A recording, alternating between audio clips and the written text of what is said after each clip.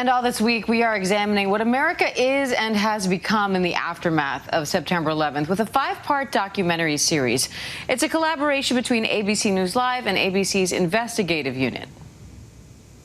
Tonight, ABC News returns to Afghanistan, where Americans, until just a few weeks ago, of course, were still fighting the nation's longest war some have compared to Vietnam.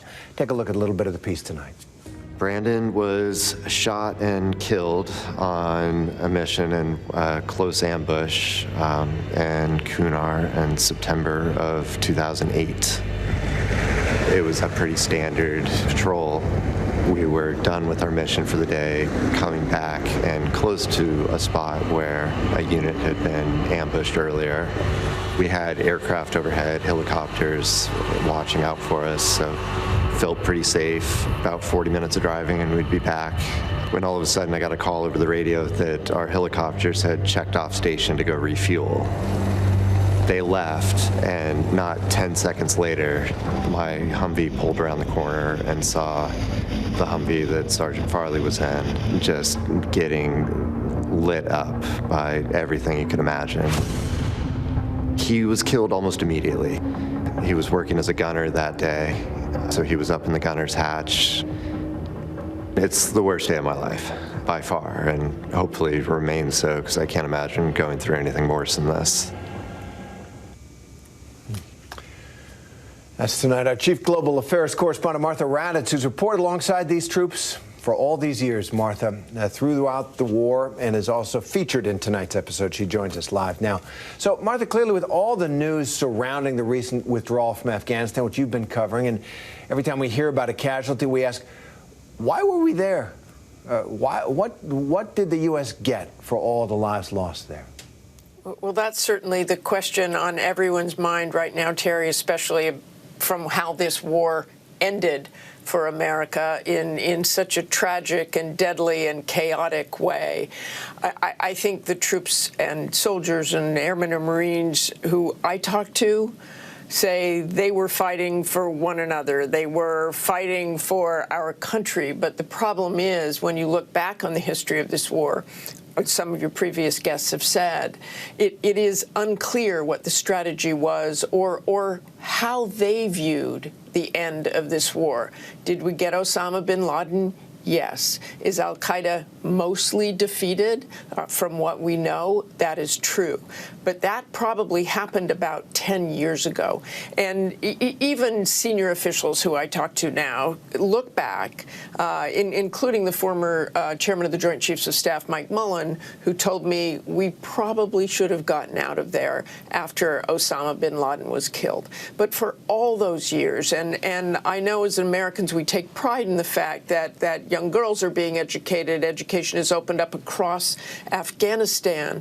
But if that all goes away, which it most likely will, then you really do ask yourself, what was it for? The question, was it in vain, disturbs me, because I think when you talk to any of these families and when you talk to our troops, it is, again, they were sent on a mission. They did the best they could. They fought their hardest. So it's hard to say that. But overall, what the strategy was there and what we gained in the end, beside the death of Osama bin Laden, which is obviously one of the goals, and largely defeating al-Qaeda, it's a question that the history books will look back on for a very long time, Terry. I think I am not qualified to answer that question definitively. I don't think anybody is at this point. Martha, I know you've spent so much time with these soldiers, both in Iraq and Afghanistan. How much did the September 11th attacks motivate them to join the military and impact the way they saw the U.S. military's role? Oh, it was everything after 9/11. I mean, people were running to recruiting centers to join the military and to protect our country. I mean, there was such a feeling of togetherness and pride in our country and wanting to fight for our country. So there were so many. And tracking this war over 20 years, and there was at one point when I did realize that the military members still there, some of them were just children, and they clearly didn't join because of 9/11, unless it was just a vague memory. But you still find people today. There were I was in Afghanistan at the end of June when the U.S. forces were pulling out before it got chaotic and deadly, and they were withdrawing the forces.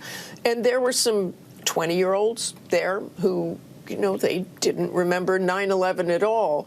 But it is our nation's history, and our nation was attacked, and they saw going to Afghanistan as a point of pride for themselves. And of course, tragically, the majority, all but one of those killed in the evacuation efforts by that suicide bomber, were in their 20s when 9/11 happened. Some were from military families and certainly had pride in joining to complete that circle of 9/11.